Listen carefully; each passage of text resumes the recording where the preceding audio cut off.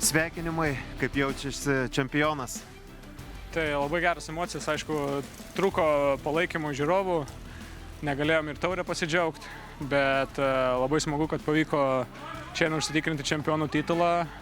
Tai aišku, negalim atsipalaiduoti ir toliau reikia žaisti, pabaigti čempionatą.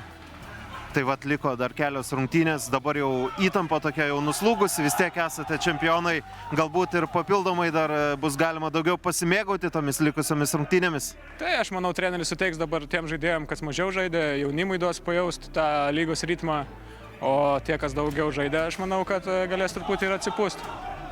Bendrai sezone buvo kažkoks momentas, kuomet pajautėt, kad viskas, jau mes šiemet čempionai būsim. Mes iš tikrųjų visą čempionatą kontroliavom, galima sakyti, be didelių duobių. Gal prieš Europą kažkokia mini duobelė buvo, bet manau, buvom verti čempionų titulą ir pasiėmėm tą čempionų titulą vertingai.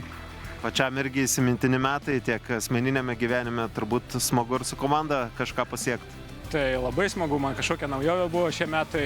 Aš pirmą kartą gyvenime buvau kapitonas, reikėjo vesti komandą į priekį ir ne tik gerom akimirkom, bet ir sunkiom. Tai ir vaiko gimimas tikrai įsimintini metai. Ačiū, gražios šventės.